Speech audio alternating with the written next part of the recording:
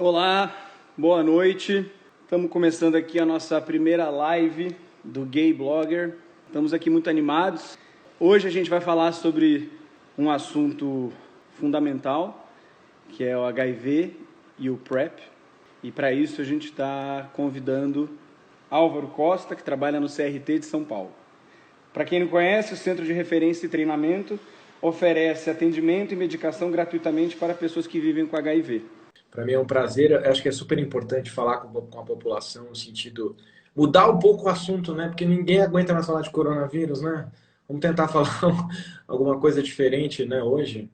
A gente tem que lembrar uma coisa, Joaquim, que o HIV é uma pandemia global, né? Assim como o SARS-CoV-2 ou a Covid-19, o HIV é uma epidemia que venceu muitos desafios, assim como a gente está tentando vencer os desafios do coronavírus. O HIV passou por tudo que o coronavírus passou, mas talvez com uma sobrecarga de preconceito muito maior, né? É uma doença estigmatizante desde o começo, que ela lá nos anos 80, com uma diminuição disso nos últimos anos, mas ainda com muitos desafios, né? Que tem essa questão da sexualidade envolvida, que prejudica muito a questão do entendimento, de vencer barreiras, né? Você é um profissional de saúde mental, sabe muito melhor do que eu como é difícil isso, né? Como é difícil a gente, a cabeça das pessoas, dissociar a questão de sexo, de ST, de prazer, de tudo isso, né? Como esses desafios são enormes, né? Fazendo um paralelo Claro. com os anos 80 HIV, o que você poderia passar de uma informação para esse tempo que vai vir agora, em função do Covid e dessa reestruturação que a gente vai ter que passar? Assim? Acho que isso é uma coisa que as pessoas já devem ter te perguntado bastante também.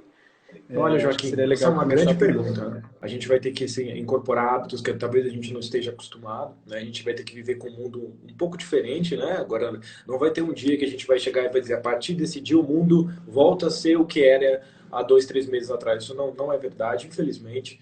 A gente vai ter que se adequar à realidade de comportamento, de encostar, abraçar, beijar as pessoas. Aí até cabe a discussão, né, Joaquim, da sexualidade, a questão de como fica o comportamento sexual, como fica o HIV, como fica a PrEP, num contexto que a gente não tem transmissão sexual definida para o SARS-CoV-2, para a Covid-19, não existe a priori trabalho que mostre na secreção genital o vírus, o SARS-CoV-2, mas em contrapartida a gente sabe que o ato sexual em si envolve beijo, abraço, contato físico. Então, como viver e como aconselhar as pessoas, até porque, como a gente fala que as pessoas vão voltar a ter vida normal, elas vão voltar ou já estão tendo vida sexual, isso não para. E como viver e como dimensionar essa realidade nova com relação à vida sexual, com relação à PrEP, o HIV, as outras ISTs.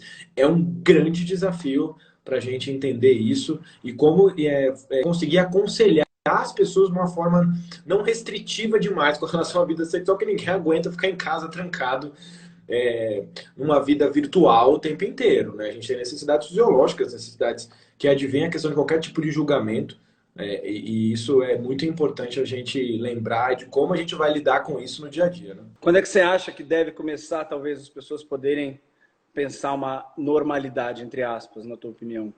Olha, Joaquim, essa também é uma pergunta boa e difícil de responder, porque a gente vai ter agora um momento, estamos vivendo um momento meio crítico no Brasil, alguns estados do Brasil, com relação a muitos casos, e a gente vai viver agora nas próximas semanas essa questão do ápice, depois a queda. Tem que ver qual vai ser essa velocidade de queda, quanto tempo vai demorar para isso acontecer, talvez semanas. E depois sempre vai ter o grande problema, né, Joaquim, da gente ter uma segunda leva de casos. Então a gente vai viver nos próximos meses, é sempre um temor relacionado. Isso é um grande problema para a nossa saúde mental, de como lidar com tudo isso, né? Esse medo que não vai acabar, e também misturar tudo isso no contexto da nossa discussão de aqui HIV, sexualidade, e como a gente deve traçar uma estratégia de ter isso de uma forma, conviver isso de uma forma tranquila, se é possível, é possível sim, mas relativizando uma série de conceitos que a gente estava acostumado e talvez a gente tenha que mudar, né? Bom, você é especialista em infectologia, residência médica na Clínica de Doenças Infecciosas e Parasitárias do Hospital das Clínicas da Faculdade de Medicina e assistente do Instituto de Infectologia de Emílio Ribas da Faculdade de Medicina da USP. Acho que melhor pessoa para a gente fazer algumas perguntas, acho que não tem nesse momento, né? Aqui eu fiz a infectologia, vou contar um pouco da história da minha vida bem rapidamente, por causa do HIV. Eu comecei a estudar como aluno de medicina e eu vi o começo, mas não tão começo, mas eu vivi muito da questão da epidemia do HIV e aquilo me magnetizou muito para escolher especialidade. Eu acho que me identifiquei muito com o sofrimento das pessoas e com a questão da própria doença não ter tratamento adequado naquela época. E eu acabei escolhendo a especialidade exatamente pela vontade de poder ajudar as pessoas e eu me sentia muito magnetizado pelo assunto HIV. Isso acabou indo para o decorrer da minha vida. Hoje eu sou um pesquisador, eu trabalho lá no CRT, Joaquim, existe um centro de pesquisa clínica onde se estudam novas tecnologias para a prevenção do HIV e é o que eu gosto de fazer. Eu estudo PrEP, participo de alguns estudos com relação à profilaxia pré-exposição. Eu acho que é uma estratégia bastante interessante, a gente vai discutir isso hoje. Eu participo do estudo da PrEP injetável e também outros estudos que estão acontecendo no mundo com relação à prevenção do HIV, estudo de vacina que deve começar ainda, atrasou por causa do Covid, né? Infelizmente, vários estudos pararam. Mas a gente tem muito interesse em estudar HIV, e estudar a PrEP e principalmente, viu, Joaquim, na minha vida profissional sempre foi muito importante que eu acho que o médico tem um papel social de orientar, de conversar com as populações, principalmente as populações-chave que tem a doença HIV. Acho que isso falta muito, o médico dar a cara a tapa, falar as coisas, né? Não ter problema de falar de sexualidade, não ter problema de falar sobre prevenção. Eu acho que a gente fica muito velado, muito escondido, e eu acho que é uma oportunidade fico muito feliz com o convite de vocês, do canal de vocês. Eu acho que é uma plataforma muito interessante de discussão, vocês têm muitos seguidores, vocês têm um conteúdo bastante divertido, engraçado, e acho que isso é importante também para as pessoas, para a gente aproximar as pessoas e não balizar tudo também por uma questão. Eu acho que é muito importante o espaço que vocês estão dando para mim, eu agradeço muito. Imagina, é um prazer ter você aqui e eu acho que conhecimento é talvez a grande ponte entre todos nós, então sempre que as pessoas puderem fazer esse tipo de ponte é uma coisa que vai ajudar muito as pessoas a desmistificar alguns assuntos. Eu acho que o HIV é um assunto que ainda é tabu para muitas pessoas, né? Um assunto muito delicado, e o médico que pode, né, abordar a pessoa e receber uma pessoa e oferecer esse tipo de ajuda e atendimento e acolhimento é fundamental para uma pessoa que está acometida por uma coisa que deixa ela preocupada, né? Perfeito. Bom, em tempos de coronavírus, eu fiz umas perguntinhas aqui para você. Em tempos de coronavírus, como que as pessoas podem testar o HIV? Né? Tem testes à venda na farmácia que podem ser entregues em casa? Eu gostei muito, pergunta inteligente. Eu nem tinha pensado nessa pergunta. Quando eu li, eu parei para ler e para tentar entender essa pergunta, mas eu achei bárbara. Porque olha só, as pessoas estão transando normal, vida que segue. Acho que obviamente existe essa recomendação das pessoas ficarem em casa, mas a gente não tem que parar a investigação de algumas coisas que são importantes, né? A testagem para HIV, hoje a OMS, ela recomenda que a gente teste sempre as pessoas, porque o diagnóstico precoce do HIV dá muitas vantagens para quem descobre na fase inicial a infecção pelo HIV, né? Você começa o tratamento evoluiu, só que a pessoa tem que testar, ela tem que ter medo de testar, né? Existe toda uma estrutura no Brasil de acolhimento desses pacientes, no ouvinte falar de aconselhamento pré-teste, aconselhamento pós-teste, né? Nesse sentido, a saúde mental é muito importante.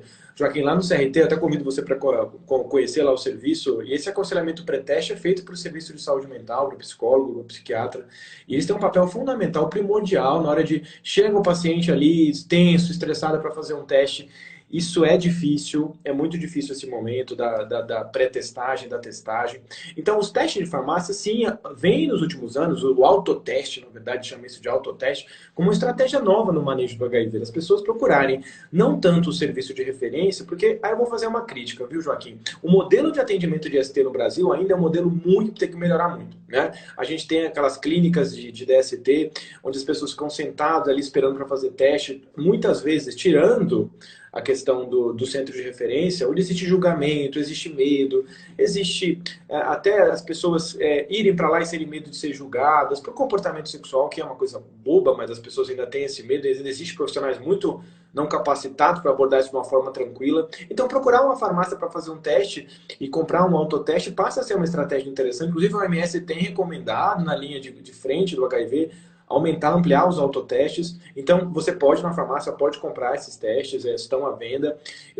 A pessoa pergunta se entrega em casa, provavelmente sim, eu acho que a questão de ver depende da política e do local onde ele vai comprar esses testes. Mas cuidado, porque se for teste de saliva, ele tem que ter, se vier positivo, tem teste de saliva, né? E se vier os testes sanguíneos, ótimo, você tem que confirmar com um teste sanguíneo, um teste positivo de saliva. Então, claro, uma triagem inicial feita com teste sanguíneo você pode fazer, mas você tem que confirmar esse teste com um teste sanguíneo. Então, assim, é claro que os centros de referência, agora nesse momento da Covid, eles estão focados, é claro, no atendimento talvez da Covid, mas tem que lembrar que fazer diagnóstico na fase precoce é importante, existem várias modalidades de testagem, né? E o teste rápido, sim, de autoteste de farmácia pode ser realizado, mas se for de saliva, tem que ter um teste confirmatório, outro teste para você balizar e fechar o diagnóstico da infecção pelo HIV. Bacana. Então, Você saberia perguntando dizer aqui, ó, o Thiago perguntou É, uma coisa, não seria IST. A gente fala, às vezes, DST, solta o DST, mas o termo adequado é infecção sexualmente transmissível, tá bom? explica para pessoas por que que é IST e não é mais DST, acho que é Boa. legal. Porque, ótima pergunta. A DST, doença, a diferença de doença para infecção. Muitas ISTs, elas têm período de incubação. E esse é o conceito clássico de infecção. Você tem uma doença que pode ser assintomática. Existem muitas ISTs que são assintomáticas. Sífilis, algumas demoram a aparecer. Então, o termo IST é um termo mais apropriado, que pressupõe um período de incubação em doenças que são assintomáticas e podem aparecer muito tempo depois. Então, a nomenclatura da OMS hoje é IST. Muita gente solta, fala DST, porque é a força do hábito falar DST. Inclusive, eu sei Claro. centro de referência em DST ainda lá no CRT, apesar da nomenclatura atual ser IST. Legal. Você saberia dizer o preço de um teste desse em farmácia? As pessoas estão Olha, perguntando aqui. pelo que eu lembro das últimas vezes que eu vi, Joaquim, entre 50 a 60 reais, né? Depende muito do teste ou de compra, né? Da política de venda da farmácia, mas não é um teste absurdamente caro. Se você teve comportamento sexual de risco, se você acha que você está com algum sintoma, talvez a estratégia inicial possa procurar mesmo uma farmácia para ser testado, mas não hesite em procurar um centro de referência. Existem vários em São Paulo, existe uma lista aí na internet, existe lá o centro onde eu trabalho, lá na Vila Mariana, que é o CRT. Pode procurar, a gente tem aconselhamento, tem a orientação pré e pós-teste, né? Existe o serviço de PrEP lá que a gente vai falar depois para vocês também. Então, são ferramentas importantes aí na questão do manejo do HIV. Uma pergunta que me fazem bastante, que eu queria fazer para você, é o seguinte: os antirretrovirais, eles causam muitos efeitos colaterais? Afeta de alguma forma as atividades da gente do dia a dia? Gera cansaço, fragilidade? Como é que é isso? Olha, Joaquim, também é uma ótima pergunta essa. A gente tem uma doença de mais ou menos 40 anos aí do HIV, desde os anos 80 até agora 2020. E existiu um avanço notório mesmo no tratamento antirretroviral, um avanço que caminhou em fases à medida que as drogas foram descobertas, o AZT, depois os inibidores de protease, e também dos últimos 10 anos os inibidores da integrase. Então a gente tem uma era diferente de tratamento agora. Realmente os remédios têm pouquíssimos efeitos adversos, tanto a curto prazo quanto a longo prazo. Hoje a gente tem muitas perspectivas futuras de tratamento para o HIV. Realmente, a pessoa pode ter uma vida completamente saudável com relação a eventos adversos, pode estar bastante num terreno muito tranquilo, né, com relação a esses eventos. São pequenos, né, que são monitorizados pelo médico que acompanha esses pacientes.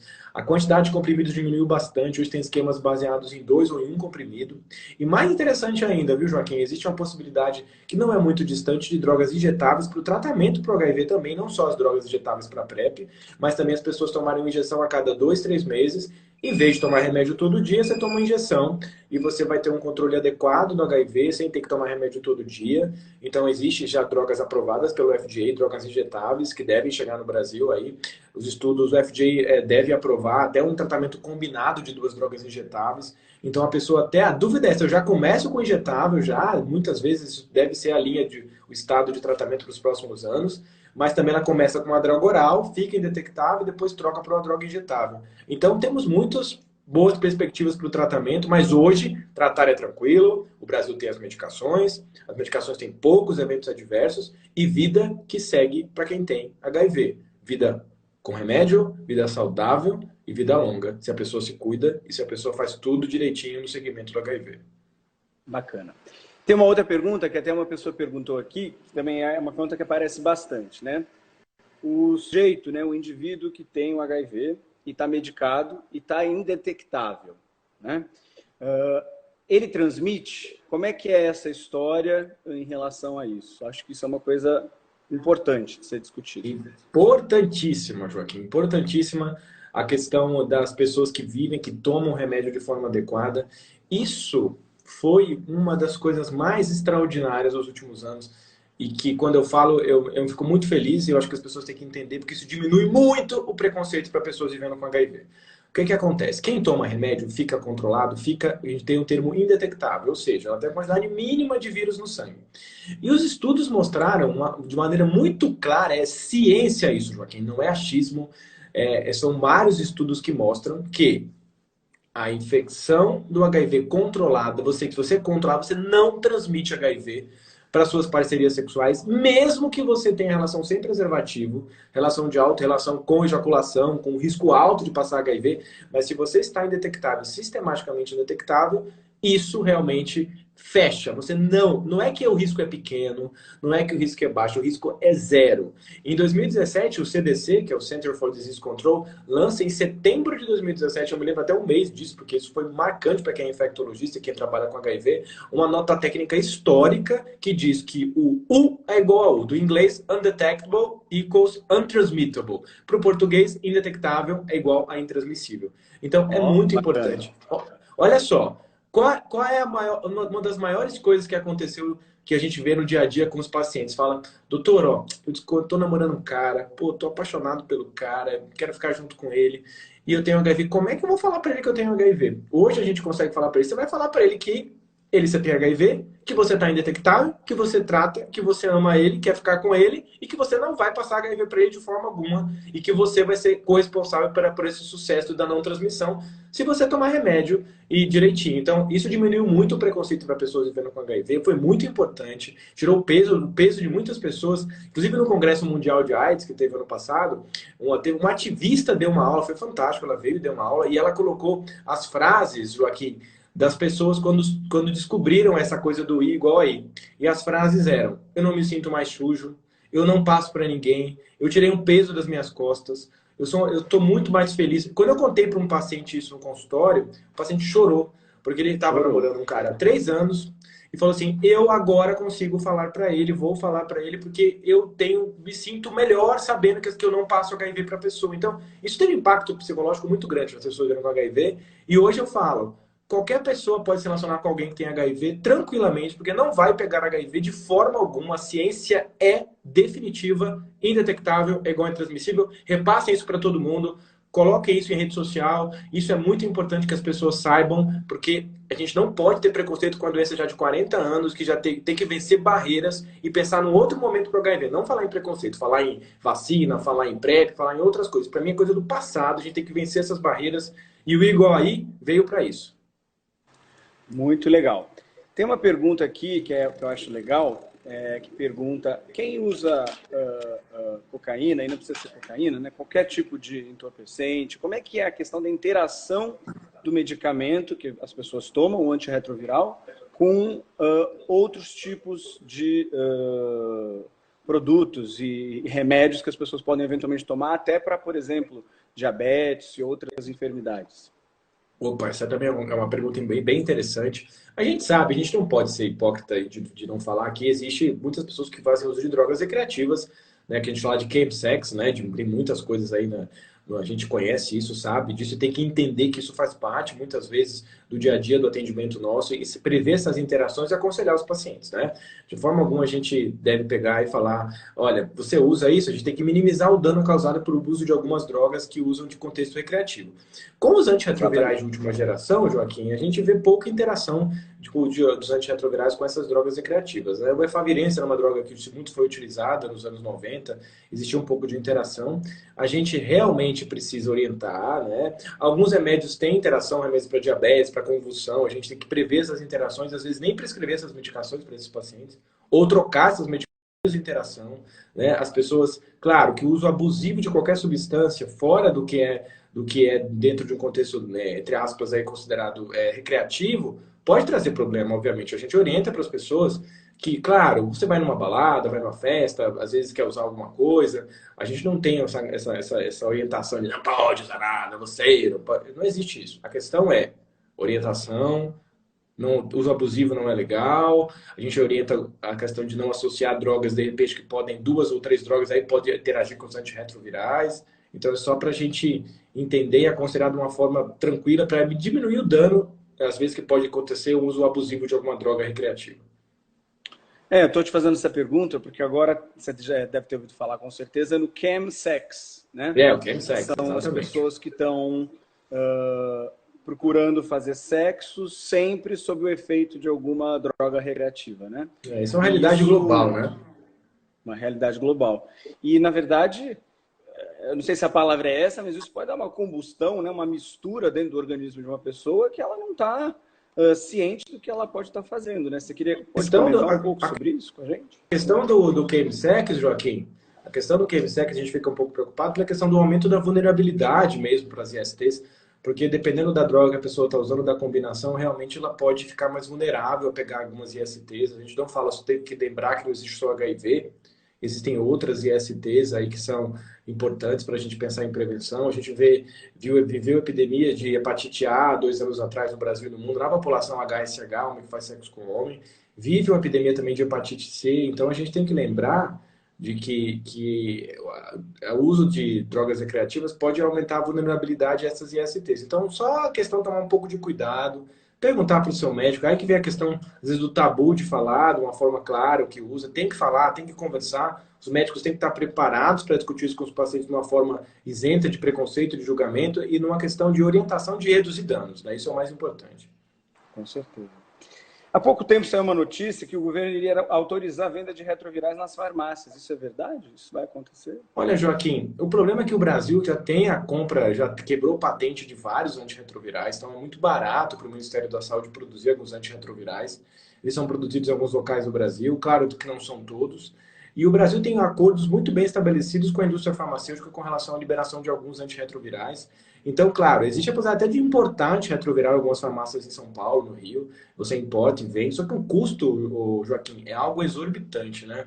Para você ter uma ideia, um tratamento inicial pode chegar a R$ 5.000 por mês, né? Sendo que o Brasil conseguiu acordos com a indústria farmacêutica por um preço muito barato para a realidade de um país de terceiro mundo. Obviamente, se chegar a um preço acessível, ok, mas se chegar a um preço exorbitante, onde lembrar que a população brasileira que tem HIV não é uma população só branca, de alto nível social, que mora na região central de São Paulo. Então, é uma população que não tem acesso não tem mesmo a condição financeira adequada, mora em regiões periféricas. Eu tenho uma população brasileira que tem HIV que não é uma população que é um padrão aqui em São Paulo que a gente vê. Então é muito complicado a gente falar em vender em farmácia. A mesma coisa da PrEP, né, que já é vendida em algumas farmácias. O ideal seria que a gente tivesse, assim como o programa brasileiro, continuar uma dispensação universal de antirretroviral para todo mundo, independente de ser pobre, rico, branco, negro, gay, hétero, lésbica, e não tem que ter nenhum tipo de distinção na hora de prescrever os antirretrovirais. Vamos lá, vamos falar do PrEP então? Vamos lá falar de PrEP. É fácil ter acesso ao PrEP? Como é que funciona isso? Alguém que está assistindo a live aqui fala, eu quero iniciar isso. Como é que eu faço? Né? Olha, a gente gostaria que fosse muito fácil, né? O sonho de qualquer infectologista é que a PrEP se expandisse de uma forma grande no país e no mundo, né? O que acontece, Joaquim? A PrEP, vamos falar primeiro definir, ela é uma medicação que por enquanto é de uso oral, que a pessoa vai tomar antes da relação sexual, para que ela se proteja na infecção somente contra o HIV, né? Então os estudos começam aí há muitos anos atrás, não é uma coisa de hoje a PrEP. A PrEP foi aprovada pelo FDA em 2012, nós estamos em 2020, né? Então o que acontece? Quase 10 anos de PrEP. E o que acontece, Joaquim?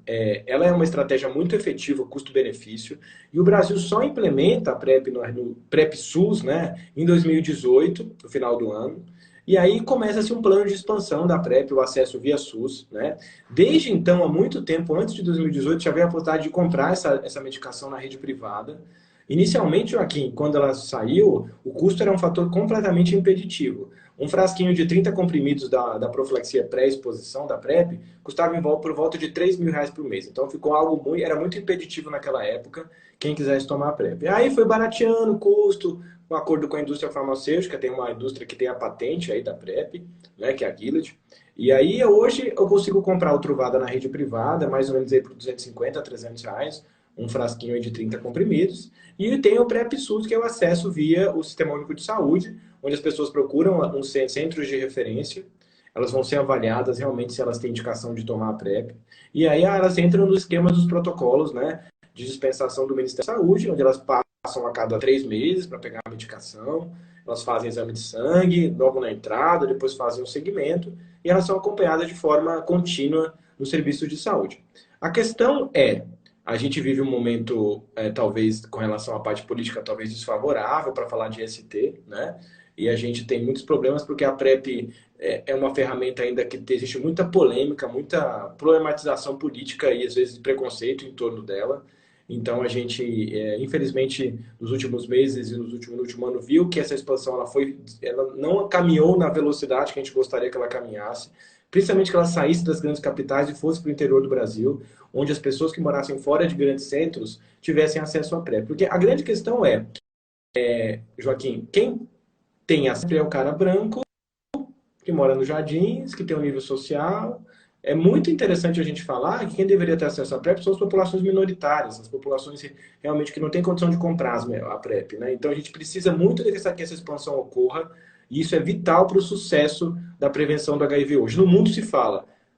Em São Francisco, olha para você ter uma ideia, Joaquim, lá em São Francisco, nos Estados Unidos, que foi um dos lugares do mundo onde começou a epidemia de HIV, um dos centros que começa a epidemia, eles chegaram na cidade de São Francisco na taxa zero de transmissão sexual. Ou seja, praticamente todas as pessoas que têm HIV estão indetectáveis e as pessoas que não têm estão tomando Truvada, que é a profilaxia, a combinação de 2 antirretrovirais. Então, é fantástico esse resultado. O congresso queria acontecer agora, em julho, né, em São Francisco, comemoraria essa taxa zero, faria uma festa na cidade, eu iria ao congresso, mas a Covid acabou com meus planos de ir para São Francisco.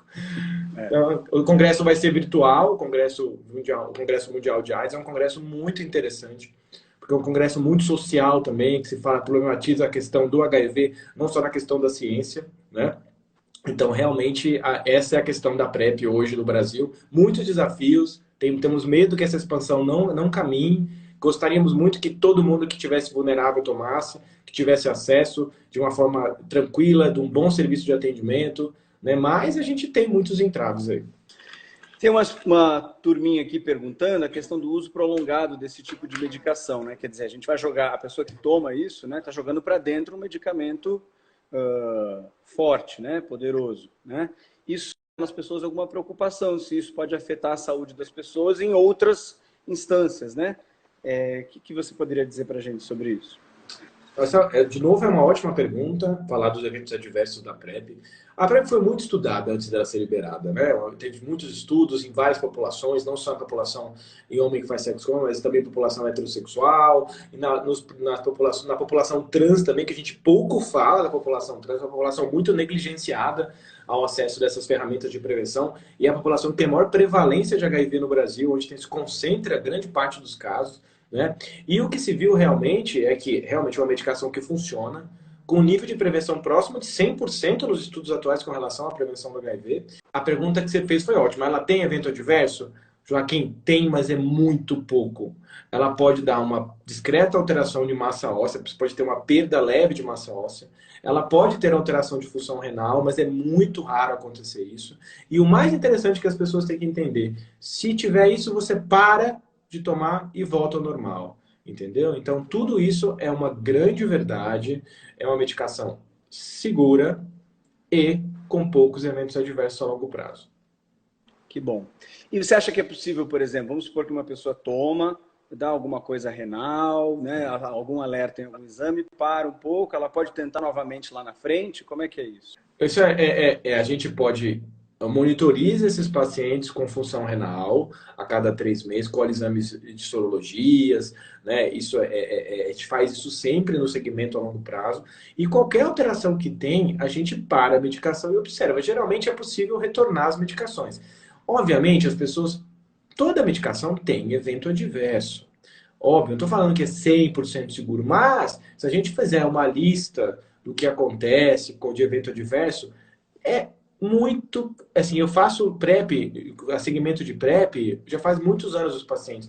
Eu vi pouquíssimos pacientes que tiveram que interromper por causa de evento adverso. São muito poucos pacientes, né? Então a maioria vai muito bem, é uma medicação segura, é uma medicação que dá para manejar os eventos adversos sim. Geralmente no começo pode dar um pouco de náusea, um pouco de desarranjo intestinal, flatulência, mas depois isso melhora e os pacientes vão muito bem, se sentem mais seguros na vida sexual, né? Isso é importante, essa questão de você trazer uma segurança no dia a dia para os pacientes, né?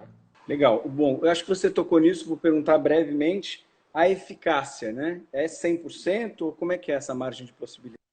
Olha, recentemente eu dei uma aula numa jornada aqui para os médicos que avaliou as falhas da PrEP, né? O que é falha da PrEP? É quando a pessoa toma de forma regular as medicações, né? Então, o nível de eficácia da PrEP realmente pode chegar próximo de 100%. No mundo, Joaquim, para você ter uma ideia, existem pelo menos, no máximo, 5 ou 6 casos no mundo de pessoas que pegaram HIV tomando PrEP de forma regular. Então, o sucesso, o que faz a PrEP ter sucesso? Tomar todo dia bonitinho, né? Existem duas modalidades de PrEP, viu, Joaquim? Já são aprovadas pela OMS. Uma é o PrEP contínuo todos os dias, o uso para quem tem uma exposição sexual mais frequente. E também existe uma outra modalidade de PrEP que a gente chama de PrEP on demand, ou PrEP que é relacionado à exposição sexual, que você vai tomar naquele momento. Se você consegue programar a sua vida sexual, se orienta a PrEP on demand, e também é uma realidade também no dia a dia das prescrições, não só o uso contínuo, mas o uso on demand da profilaxia pós-exposição. Alguém me perguntou aqui, eu acho que é uma coisa importante da gente comentar aqui, o que a gente está percebendo, né, é que PrEP estão deixando de usar camisinha, né? E estão acabando tendo muitas relações sexuais desprotegidas, né? Porque acreditam que estão protegidas do HIV e acreditam que outras coisas, por sorte ou por azar, me parece, não vai acontecer. O que você diria em relação a isso? Olha, Joaquim, essa questão da PrEP e que a gente fala de a compensação de risco, né? As pessoas começam a tomar e se sentem mais seguras e não usam tanto preservativo. Isso é um pouco de mito, que as pessoas já não usavam preservativo antes da PrEP. Isso aí é muito engraçado. Você vai estudar mesmo isso. E a questão é, as pessoas já não usavam preservativo antes de PrEP. Essa questão de dizer que a PrEP é o responsável para as pessoas não usarem preservativo, isso é bem questionável. Os estudos mostram de forma muito clara, até algumas publicações, que as pessoas que tomam PrEP, às vezes elas usam até mais preservativo, por incrível que pareça isso. Mas, obviamente, se a pessoa se sente mais segura, ela tem que lembrar que a PrEP só protege contra o HIV. Ela não protege contra as outras ISTs, contra a hepatite B, contra a hepatite C, contra a sífilis. E o que, principalmente as populações chaves, né, no Brasil, tem que entender que existe vacina para uma série de ISTs, né? Existe vacina para hepatite B, existe vacina para HPV, tá? Então a gente tem quando você vai procurar um serviço de IST, você tem que ser aconselhado não só para PrEP, você tem que aproveitar e tomar suas vacinas, tirar todas as suas dúvidas, né? Existe um modelo de atendimento bárbaro que é feito em alguns países do mundo, né? Tem a experiência do Reino Unido, que olha como é a clínica de IST, Joaquim. Existe uma tela de computador de iMac, você chega lá, digita o seu nome, e aí você coloca a lista de todos os seus parceiros sexuais dos últimos 30, 60 dias, faz todos os testes de uma forma bastante divertida, quase que anônima, não existe julgamento, existe um psicólogo para conversar, um médico se vier positivo, e aí se vier alguma coisa positiva, você começa a tratar no mesmo dia, você já sai dali com PrEP, se você for suscetível, num modelo de atendimento que não seja tão dessa forma que é feito no nosso país. A gente tem uns pouco receptivos, né? Essa receptividade do serviço às vezes não é muito adequada, né? A gente precisa entender de trazer essa população para ser testada de uma forma mais diferente do que a gente faz hoje, né? Isso é muito, muito importante. Tem diferença entre o PrEP convencional e o injetável? Tem alguma Boa. Indicação específica para cada pessoa? Olha, Joaquim, essa pergunta é interessante porque a PrEP injetável ainda está em estudo, né? A PrEP injetável é uma medicação, né? Uma droga chamada cabotegravir, uma droga inibidor de integrase. E essa PrEP está sendo feito um estudo gigante, é um dos estudos maiores de prevenção, é da rede americana HPTN, que é uma rede que estuda a prevenção do HIV. É o estudo HPTN 083, o estudo acontece lá no CRT. é onde está sendo comparado a PrEP injetável com a PrEP oral, que é a medicação que a gente já conhece, que é o Truvada, né? Então, é um estudo que tem mais ou menos 2.500 voluntários no mundo, é um estudo multicêntrico, o Brasil faz parte desse estudo. Estudo é um estudo interessante, Joaquim, porque ele bota 10% da população trans no estudo, para entender a prevenção para essa população que é muito negligenciada nos estudos de prevenção. E a gente vai ter muitas conclusões, é um estudo que vai durar pelo menos aí mais 2 anos.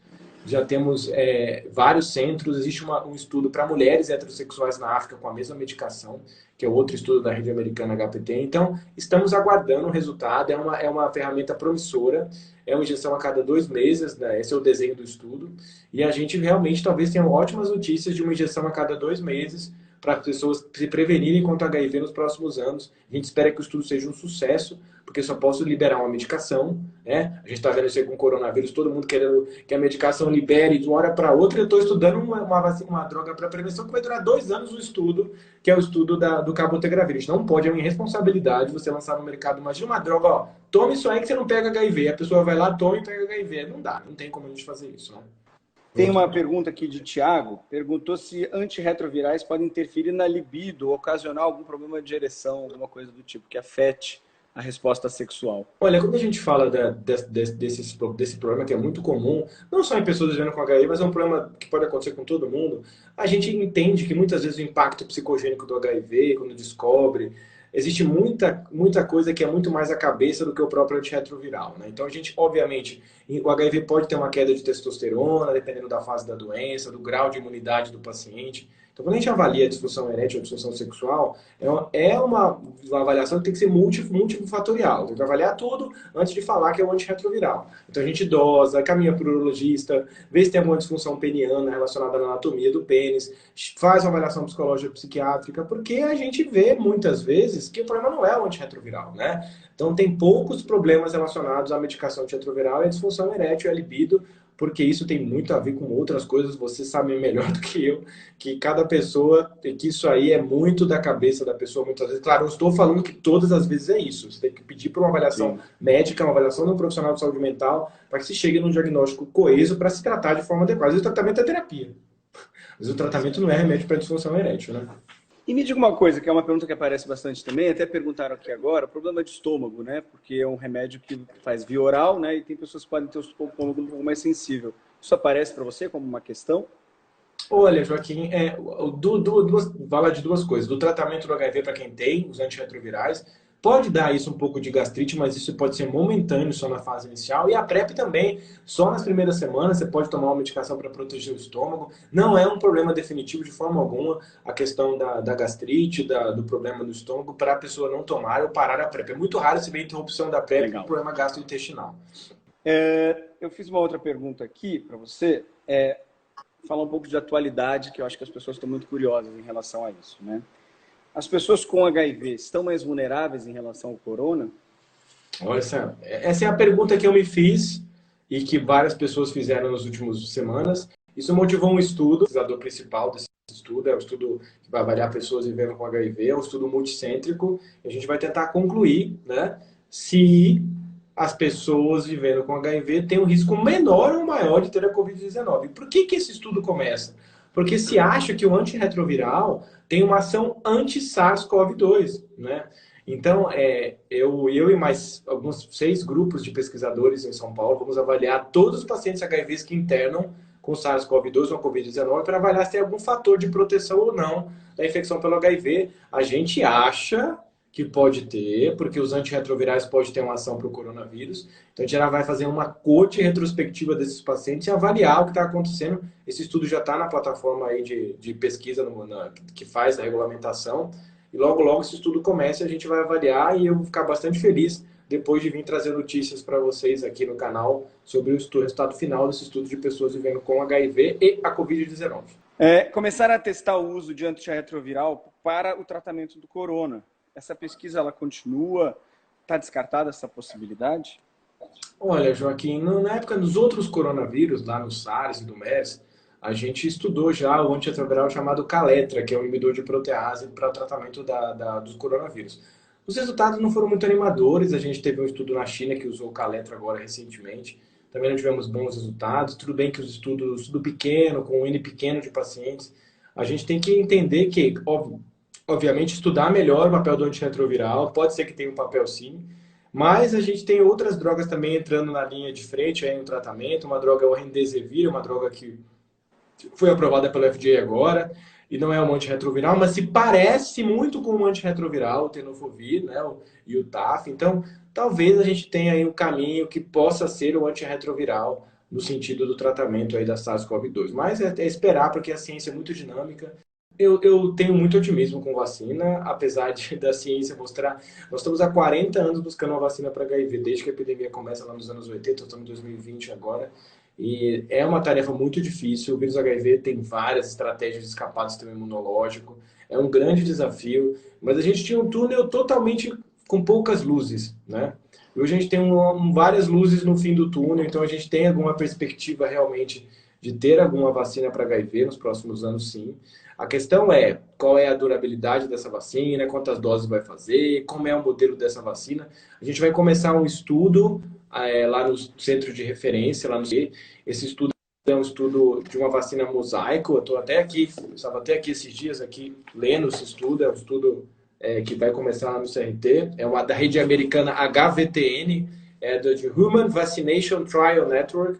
E esse estudo vai começar e vai recrutar voluntários. Depois eu volto aí se a gente quiser discutir. É um estudo multicêntrico com vários países do mundo. Talvez seja o maior estudo da história lá do CRT do mundo de vacina de HIV.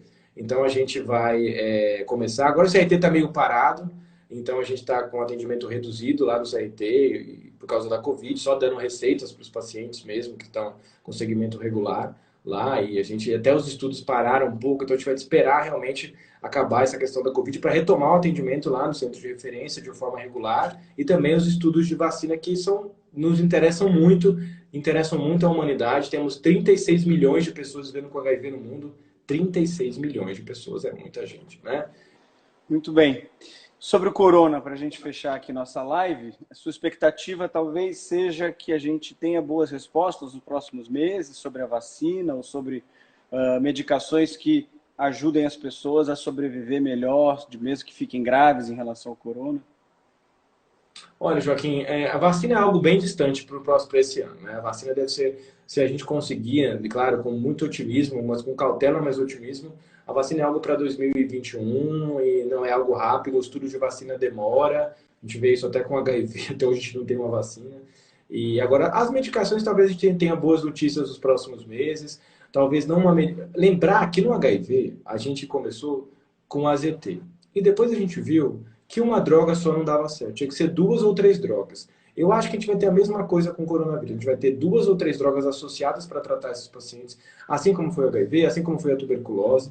A gente sempre tem que lembrar que as doenças infecciosas às vezes demoram realmente para que a gente tenha um tratamento maravilhoso, né? Não é a coisa rápida. O HIV mostrou muito claramente isso para a gente, né?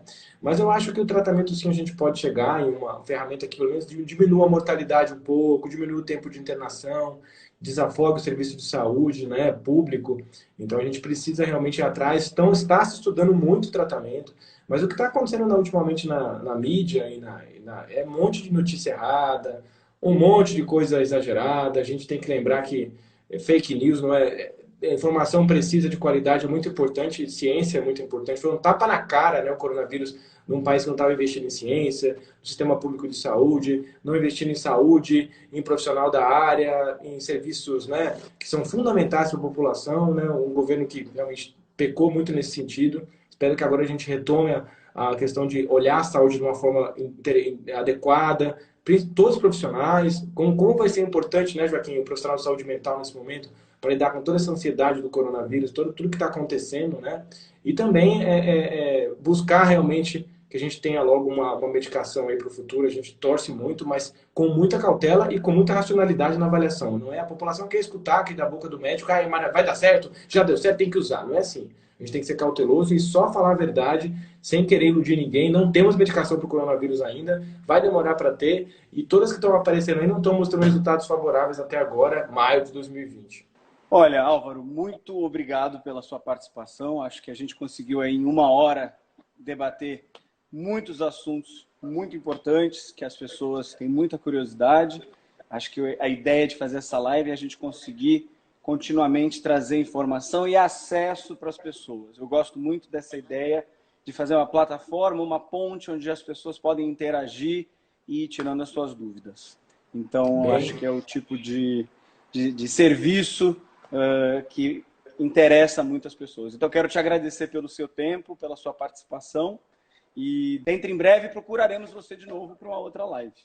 Com certeza, eu estou à total disposição de vocês. Como eu falei para vocês, a gente tem um papel social de orientação para a população. Eu acho que é importante a gente ter esse espaço dentro de um canal que tem essa visibilidade que vocês têm. Acho que quem está vendo agradece e as informações realmente são relevantes. Fico totalmente à vontade para voltar a outras oportunidades, para falar de outras coisas, falar de sífilis, falar de outras ISTs que têm uma relevância muito grande. Então, o inteligente é aquele que busca entender prevenção, que busca as ferramentas de prevenção, que busca as melhores ferramentas de prevenção e que tem uma vida sexual saudável, feliz, mas com prevenção adequada. Então, guardem isso na cabeça de vocês. Ninguém precisa não ter vida sexual, não se privar de algumas coisas, se eu consigo ter um balaio gigante de mecanismos de prevenção de IST e que a gente não conversa, a gente não fala, é tabu falar de sexo, é tabu falar de IST, a gente brinca, a gente fala, a gente dá risada, gosta de brincar e de falar sobre o meio gay, isso é totalmente relevante, tem que ser dessa forma mesmo, visto de uma forma bem-humorada, mas a gente precisa ter um espaço para poder falar. Eu acho que a gente vê isso lá nos Estados Unidos, em São Francisco, como a comunidade gay é unida, como a comunidade gay se conversa, fala, mas fala seriamente de IST, entendimento dessas doenças e busca se prevenir e é unida nesse sentido. Né? Isso, eu acho que isso é muito importante, a gente ter essa maturidade para entender de que a gente pode ser feliz, pode brincar, pode dar pinta, pode ir para balada, pode dançar, pode se divertir, mas ao mesmo tempo tudo com responsabilidade e com proteção. Legal, belas palavras. Então, pessoal, boa noite, obrigado aí pela participação de todo mundo, tivemos bastante gente aí participando, fazendo perguntas. Fiquem de olho aí no site, no Instagram. A gente em breve vai fazer uma segunda live chamando alguém tão bacana aí quanto o Dr. Álvaro. Obrigado, Álvaro. Boa noite. Obrigado. Prazer te conhecer, Joaquim. Qualquer coisa, estamos à disposição. Também. Um abraço para todo mundo. Prazer estar aí com vocês. Boa noite. Descansem.